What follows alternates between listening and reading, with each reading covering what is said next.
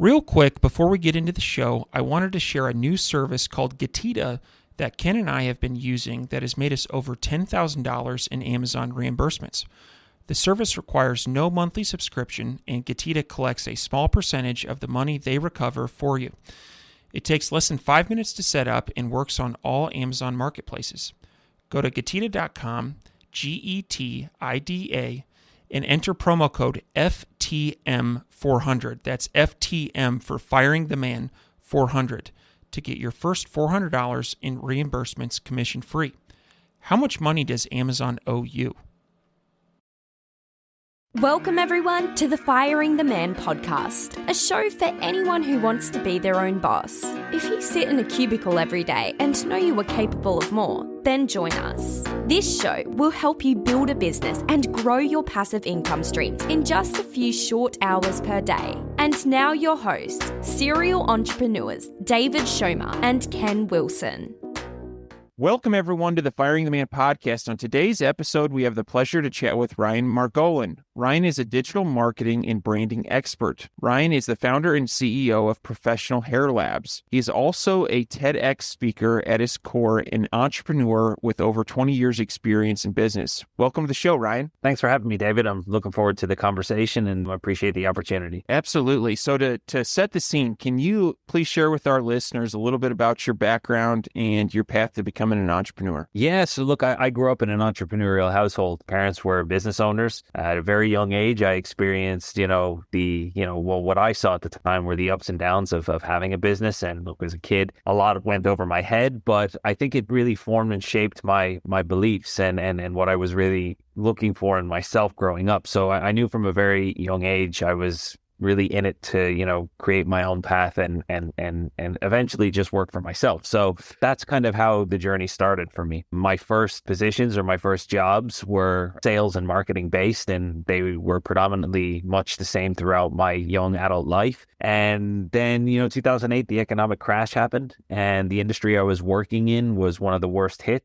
So I was looking for other opportunities and, my dad picks up the phone and he was like, look, Ryan, I'm not really happy with the way the company is going. It's been quite stagnant for many, many years. And look, it might be an opportunity for you to come over and see if you can contribute something. So initially I said no. I wasn't really interested in moving country. Myself and my wife had one daughter at the time and she was very young. But, in hindsight, we took a little bit more time to think about it. And we decided, look, what's the worst that can happen? It's an opportunity. We moved to another country. We experienced some new things. And that's kind of where the journey of kind of my own self-development and entrepreneurial landscape really took shape. Yeah, I moved to Florida and spent a year and a half there. And within that year and a half, we made some really simplistic changes to the business that I saw were kind of challenging or weak, and we tripled revenue. And ultimately, we didn't want to stay in Florida, so we put a business plan together to open up a European facility in Ireland. And that 2011, we opened that, and that's kind of where the journey on this side started. So from that point, it was kind of growing year on year, and then we hit this point of exponential growth over about 5 years, which took our business from 6 figures to over 8 figures. And there's a lot of lessons that have been learned in between. So that's kind of the bird's eye view of my journey. Excellent. Thanks for sharing, Ryan. And so before I get into some of our questions, one thing you mentioned in your history and your story that's intriguing to me whenever I hear this is tripled revenue. Can you share with the audience what are a couple of things that you saw in the business or tweaks that you made to get that hockey stick? Absolutely. So when I first joined the company in 2009, I believe it was April 2009, I spent the first 6 months learning about it. I knew a little bit about the industry. I grew up in it, but this niche, this part of the business, I wasn't so knowledgeable about. So I learned about the internal operations. I learned about the customers. I learned about, the marketing side of what was required for this type of business. Over, the 6 months that I was focused on learning as much as I could. In parallel with that, I was building a manual database of every single hair replacement studio in the United States. In 2009, it was really Googled is all you had to go on. So it took quite a few months to to do that. I believe in the end, it was about 5,000 studios. So we had this database and I had a really good understanding of the different states and different areas and the clusters. And we were like, okay, we have this database of what we know are certified, targeted clients of ours, and we need to reach them. But, what we have really is the foundations right now. I didn't really think was powerful enough to make a difference. So one thing my father was always great at was creating an idea. And he always had this really solid base formulation of this cosmetic adhesive product that was used to attach hair systems to the scalp. But what happened was, fortunately, when I joined the company, a technology came out, which was manufactured by another company, that allowed us to add oil and water resistance to the formula, which was really the only one key thing that it was missing. Naturally, if you think about wearing a hair system on your scalp, if it gets really hot or if you work out and sweat a lot, the adhesive breaks down. Well, this technology allowed it not to do that. So we reformulated the base product. We rebranded everything inside of the company, from the logo, the messaging, to the website. And then what we did is we took that manual database that I built and we did a direct mail campaign. A simple postcard, front and back. Front was the new product, the benefits, and on the back was testimonials from 2 or 3 key industry figures. And there was only 3 of us in the business at the time. So we said, okay, we're not going to send all 5,000 of these out, because if this really catches, traction, we don't have the resources to manage the inbound calls. So we split it into 3. And about 4 or 5 days after sending the first one, calls started coming in. Yeah, we really want to try the product. So they'd order 1 bottle. That's all well and good. 4 weeks later, through follow-up services and calls, they would reorder maybe 3, 4, 5 bottles. And eventually, over months, that turned into wholesale orders of 25 bottles plus. So after 18 months, then we're in a position where we increased our customer base hugely and we tripled revenue. So we were sitting in a really good position of realizing, number one, we validated the product, and number 2, we had scope to look at it internationally. Yeah, I really like that. A couple of things that jump out to me is, one, you listen to the customers and you tweak the formula to make the product better, right? That's awesome. Then you use business intelligence as well as market testing. And so, like you mentioned, you didn't want to go at it all at once because you'll crush the operations. And so those are very, very excellent points there. So thanks for sharing that. That's awesome. My next question is branding. You had mentioned like part of this process was you rebranded, new logos, new everything. Can you share with the audience like how important branding is to stand out with all the noise that's in the marketplace? Industries have changed a lot in the last decade, especially, even in the last 2 decades, more importantly. Branding is vitally important, what I've learned from 2 perspectives, from a company perspective and also from a personal perspective, because at the end of the day, the world that we live in today, people like to buy from people. They don't necessarily feel connected to a company unless there is a very strong underlying mission of that company that is impacting and changing the world in a big way. So the reason we focused on the branding is because at the time, the branding was actually that bad inside of the company that it really looked unprofessional and very mom and pop. We didn't want to go full on corporate. We still wanted to retain that connection with the customer. So we kind of sat mid-range. We were like, let's give the brand a personality. Let's make it a little bit fun, but let's let them know we're serious enough that they should be taking us serious. So that's what we did. We palletized really light colors, oranges, blues, whites, and we implemented that then with kind of what I would refer to as a playful branding for a product. Then we ended up calling it Ghost Bond. And, as I said, it's a scientific type product, but we didn't want to market it solely as scientific. So we sat really firm inside of a space where people were so used to dealing with these scientific-based companies that were just ramming technical knowledge down their necks, and they couldn't really understand it. They just really wanted the surface level points of how it performs and why it's better. And then we sat into that environment and we gave the customers what they were looking for, because simply we just listened to what the feedback was. And that's really the key point. So branding really comes from a perspective of knowing your customers and knowing what they're looking for, and then creating a brand inside of that, to target the people you want to work with. As you're going through that process, where do you see a lot of entrepreneurs kind of get off the path or go wrong on the rebranding? Because people are complex, and in my eyes, processes should not be, and that's where I think people get caught. You should always spend time with your branding. It's important. It's important to really sit within it and, sit in a place with no distractions so you can totally focus on what you're looking to get out of it. But at the same time, if you overcomplicate it, you end up with this absolute mess that just doesn't actually, people don't get it. You know what I mean? Like if you overcomplicate the branding process, I think you'll confuse people. People want these really modern logos with real, like, sharp edges and something that stands out. Or in our world now, it's really gone more minimalistic, minimalistic and sharp edges. But sometimes people miss the point. I mean, look at all the global brands that have made massive impacts. If you look at their branding, not a whole lot of them have those minimalistic sharp edges. Look at Coca-Cola, look at Salesforce. Look at Pepsi. They're all well-rounded, spaced out. They breathe, they just work. So I'm a firm believer is that, when you're looking at a branding project, don't try to reinvent the wheel. Just look at what works and why it works. I like that,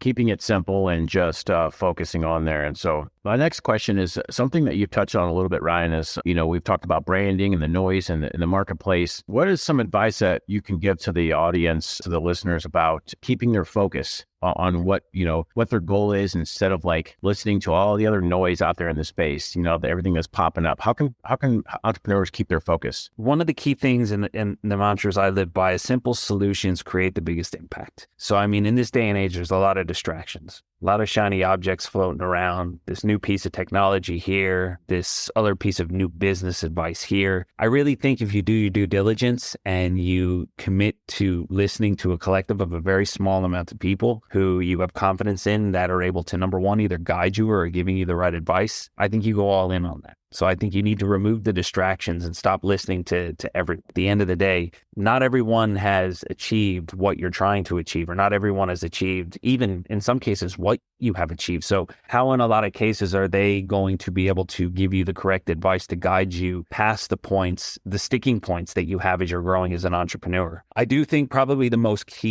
important part of it all is personal development. I think that's where it all has to start. I mean, if you think about it, when you're growing a company, whether you're growing a company, to have in your family, or create a succession plan around for to pass on to your kids or to someone else in your family, or whether you're creating a company to build strategic value inside of it to play or position yourself for an exit. I think personal development is the start of all of that. And if you're not, constantly improving yourself or moving yourself into a more emotionally intelligent position, it's going to be very difficult to keep up with the growth of a company that has an actual solution, that the world can use, because like at the end of the day, you have a product or a service that provides a really good solution, people will need it. People will want it. So if you don't put yourself personally in a position to grow with that, you're going to have a very difficult time. You'll end up being the bottleneck of the company. As you have been going through this never-ending journey of personal development, what have been some things that have moved the needle for you? Only recently, going back to even the talk that I did for the TEDx event, it was supposed to be about something a lot different, but it actually led me down a journey of actually focusing on some of the key things myself that over the last decade, I kind of had to think about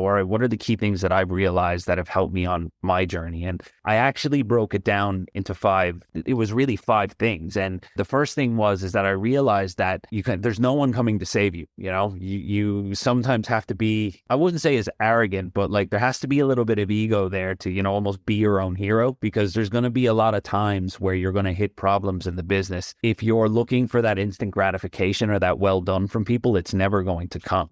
You have to be able to, work on your own for a long time with no applause, no recognition. And, there's going to be a lot of nights where, you kind of question if what you're doing is right or you're on the right path, but you just have to continue to have that belief in yourself. So I think if you don't have that, it's going to be very difficult because you're always going to be looking outward for approval and you will ultimately fail very fast. The second thing for me was going back even to something that, Ken asked earlier. I've learned that it's vitally important to kind of, manage your focus rather than your time, because if you can really lock in and remove the distractions, time becomes irrelevant because you're so focused in on what you have in front of you that you can move through it as quickly as possible. And I think the only way you can really train yourself to do that is to just lock the door, put your phone on do not disturb, have your set of tasks that are there in front of you, and regardless of what happens, just stick to it, because like everything over time, it becomes a habitual just pattern. When you lock in and you kind of get better at that, you realize you'll start to make a lot of progress, and you're also going to make a lot of mistakes. And I think another key thing for me was that recognizing and eventually realizing that, progress is progress in any form. And really, it's only a loss if you don't learn from it. It's not if you stop. It's really if you don't learn, because at the end of the day, you don't want to be making the same mistakes twice. If you continually make the same mistakes, it's going to hinder progress. So, in the losses that you have or the mistakes that you made, you really have to just sit down for a minute and think about what went wrong there. And I think that's another key point. One of the last ones was surrounding yourself with the right people. I think that is vitally important. You need to make sure that, that you keep close company with people who want the best for you. I've seen people over the years who have had really successful people in their circle, and those successful people have always made those individuals feel less than. And I think that's a danger, because, it's one thing to have this collective of individuals that or that you're well connected with that are successful. But if they genuinely don't want the best for you, it's going to be a very difficult journey, because they'll constantly make you feel like you're not good enough. And if you find yourself in that position, you got to change. So you need people who just want the best for you. I could talk about this all day. I think lastly, actually, you know what? There is one more thing. It's I have this analogy, right? And it's fear and fire. Basically, you have to learn to control the fire, because fire can be similar to anxiety. It can do one of two things. It can either burn everything down around you and you can sit there and watch it, or you can learn to control it and it can keep you warm. That's a mindset shift. I think you have to be able to look at things from a different perspective and realize in lies opportunity where all struggles exist. And it's about how you choose to position it and look at it. So I think being fearful and having anxiety is probably one of the things that every single person on this planet can relate with, but you have control over it. And it's about teaching yourself to look for the opportunities in amongst the chaos. Now, I really like that analogy. That's it's adds some clarity. I think it's very well thought out. Ryan, how long have you been helping to grow the Professional Hair Labs company? So I joined it in 2009. Yeah, started it as a kind of a marketing manager, more so. I actually started on the floor learning about the products, filling the bottles. I became kind of a marketing manager, then became a European director, and eventually CEO. So right now, my main focus is, leading the strategic vision for the company. So about 15 years that you've been helping to grow that. And so you just covered some of the sides of it that for self-development, like what you've learned over the years and how that's helped. Can you cover some of maybe the business systems and business processes that you've helped put in place that really have moved the needle, maybe the top 2 or 3? Sure. Yeah. So at the beginning, when we were trying to figure this out, right, when we hit this bit of velocity with when we tripled revenue between, say, 2009 and 2011, we realized obviously we needed to put better systems in place, because our systems were really simple. It was like, message goes out, phone call comes in, message goes out, email comes in, but there was no nurturing of the client. And to me, we needed to build upon that. But at that time, I wasn't really sure I know what we need to build, but I'm just quite not sure, what the message looks like or how we need to build it. So I think, it took some time to figure that out. But what we were eventually able to do is automate a process. I tried a ton of different funnels. We tried, we tried landing pages. We'd optimize them for organic search. For a period of time, we did a lot of investment early on in time and resources into SEO. And that carried us through like well over 10 years. We didn't run a single ad online with the company till about, till about 2000, maybe in 19 or 20. Everything was organic that we had built. So what we realized, though, we had all these funnels and all these landing pages. And then I was like, this is just too complex. Go back to the simple solution. So the thing that made the biggest impact in the company was bringing it down to one funnel. It was a really simple survey funnel. They clicked 3 buttons to tell us who they are, what type of business they had, and it led them to an application form. And we were able to automatically onboard all of these customers. But what happened was then over the last, say, 24 months, we eventually started to see a shift in consumer expectation from a B2B perspective. Customers they wanted quick access to the store. They wanted quick access to the information that's supposed to be protected, from the consumer's hands because it contains sensitive information like wholesale and distribution information. Our professional customers started to have a behavioral pattern like a consumer, like a direct-to-consumer client, but in a professional capacity. So we had to change our whole sales systems. And we only ended up launching that new process in January of this year. Our conversion rates for new applications went up 40%. And then our close rates on new applications went up 30%. So that was a huge learning curve for us. The evolution is always happening, whether you recognize it or not. In this case, we recognized it a little bit too late, and we did lose some good opportunity. But look, that's business. You win some, you lose some. And going back to what I said, it's still progress, and it's only a loss if you don't learn from it. You had talked about the early days of working on the floor and becoming familiar with in-house manufacturing. And I think that this is something that a lot of entrepreneurs think about is, do I go to a third party and have them manufacture my physical product, or do I do this in-house? And so can you walk through maybe some of those pros and cons that would help guide somebody who's thinking about this? Do I make it myself, or do I go to somebody else? Absolutely. And I think it's about, at the very beginning when the company started, the formulas were ours. We developed them with the relationships we had with different cosmetic chemists, but we did contract manufacture for a long, long time. When I started with the company, we were contract manufacturing. And when I started on the floor, some of the experiences that I started to have when I was, learning about the products, filling bottles, making sure stock rotation, the shelves were stocked and the rotation was right. I realized that, I suppose the pros of having a contract manufacturer are, number one, you get the products either pre-bottled or you get them in drums. Really simple stuff. You bottle them then, and some of the cons to that were inconsistent batches, batches that the preservatives weren't right, mold started to grow in them, late shipments, pushed out manufacturing dates depending on how important your order was in the fulfillment line. And what we found as we started to exponentially grow, we actually found that most companies couldn't keep up with our demand. So we had to make the decision to heavily invest in manufacturing in-house. And we've only started doing that in the last few years. So we have now, a full kitted out lab with manufacturing equipment. We've expanded our manufacturing floor space from 10,000 square feet to 50,000 square feet. I think over the last 2 years, we've had to reinvest probably close to about $7 million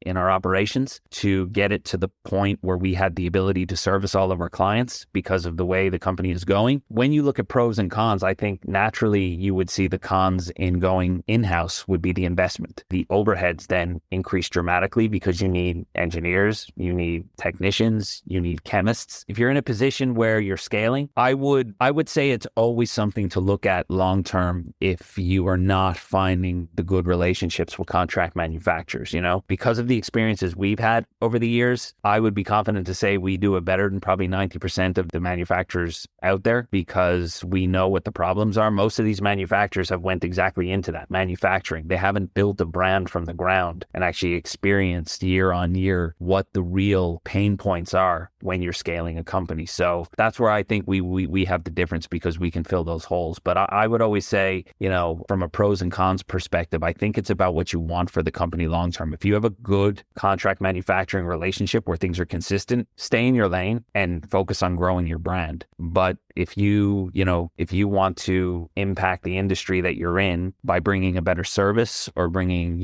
more products that, most people can't make into the industry, you might have some thinking to do. Yeah, I like that, if everything's working well, don't change it. But if you're having issues and things like that, it might be worth checking out. Another thing is like anytime that you jump through hoops, some of your competitors are not going to do that. They're going to stay in their lane. And so now you kind of build that moat around your business and you're able to, to react quicker to any kind of supply and demand or any issues. And I've actually had this point challenged with me before, but it hasn't kind of led us wrong yet. We have a heavy investment into a large range of cosmetic ingredients that we have on the shelf that can create multitudes of base formulations for many different cosmetic products. This is something that most cosmetic manufacturers don't really do. And if somebody comes to us, we have so many base formulations now, we can essentially take a contract manufacturing process that takes about 16 weeks. We can bring it down to 4. That's the importance of investing in your processes, because you have to be confident enough that you can rotate the stock and you can sell through it, but you're also going to get a lot more customers because it's going to be much quicker to get to market than most of the competitors that you have. And that's a huge competitive advantage. Getting to market faster, you can gain that market share, especially if it's a new formulation, new product. So I really like that. All right, let's see here. We've talked about, kind of like how business systems and processes that helped you grow over the last 15 years. Let's pivot into now. In 2023, in the world of digital marketing, what's working best for you? What do you see that's working best? I think our most powerful asset at the moment is really in relationships now. And I'm talking about with, say, whether it be influencers or whether it be media personalities. For example, our SEO efforts over the years have been chipped away at by competitors in the marketplace who are either investing more in SEO than we are now, or they may be just doing it a little better. That's the truth. But where we're finding our most foremost power is that we're building relationships with a lot of media personalities that end up getting coverage in massive publications. And those publications are syndicated. For example, what was it, 4 or 5 weeks ago, Doja Cat used our product at the Grammys, and it was syndicated and picked up by InStyle, People Magazine, loads of different places. And then nice place to syndicate that.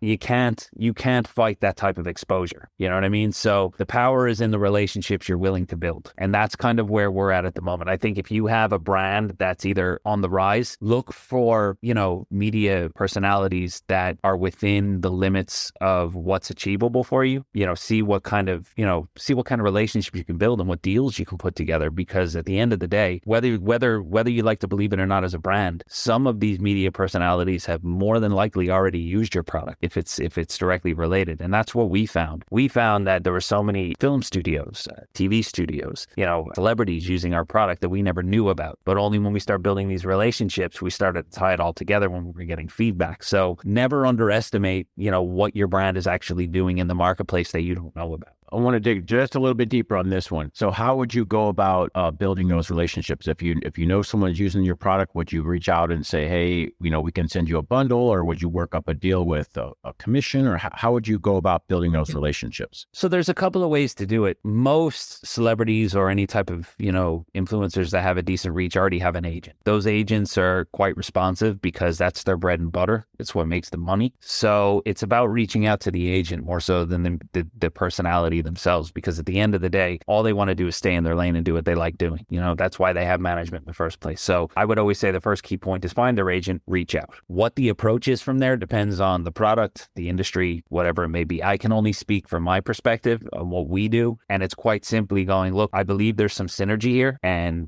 if your client was open to, exploring it, we would be happy to have that discussion. And in most cases, it won't get you on the phone with the media personality, but, it will get you quite far in the process to see if it's a viable opportunity. In some cases, they may be looking for, affiliate programs to make a commission off of sales that they pass. In other ones, they want flat fees. And some of them will actually just work with the brand because they feel connected with it. We've had cases like that as well. But I think you have to be very mindful when you're navigating that industry, because that part of the industry, because you can very quickly burn a lot of money and not get much for the return. All right. So we've talked a little bit about Professional Hair Labs, but can you, to our audience who's kind of wants to know more about this business, can you share with us a little bit more about the business? Yeah, high level, we're a cosmetic manufacturer. So we manufacture hair care, skin care, body care, self-tanning, all sorts of different cosmetics. And if we don't have it in our line, we can custom formulate it. We have a good team of chemists on board that work, in Ireland. And yeah, look,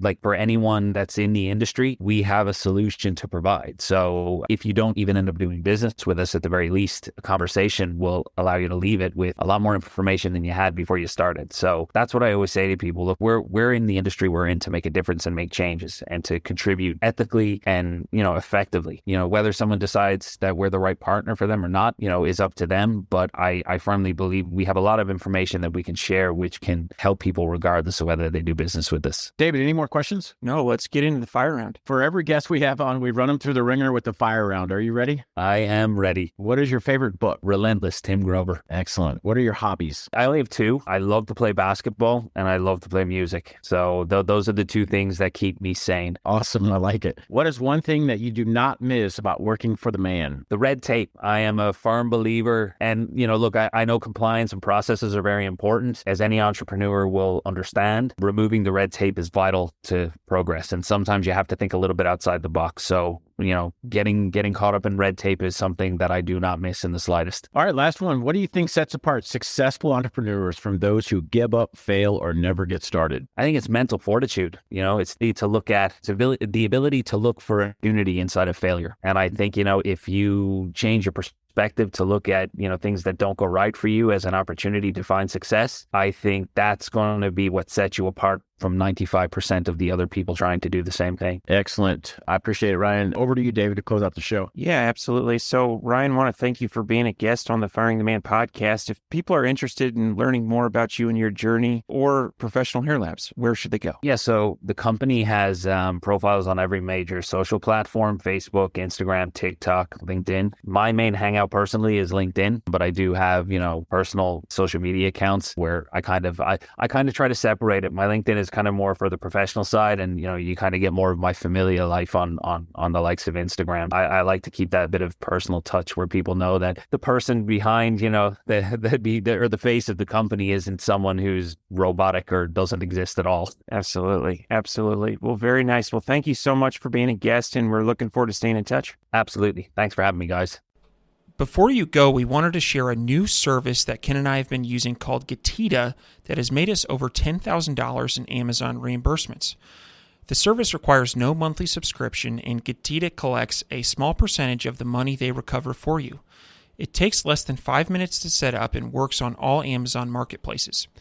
Go to Getita.com, Getida.com, and enter promo code FTM400. That's FTM for Firing the Man 400 to get your first $400 in reimbursements commission free.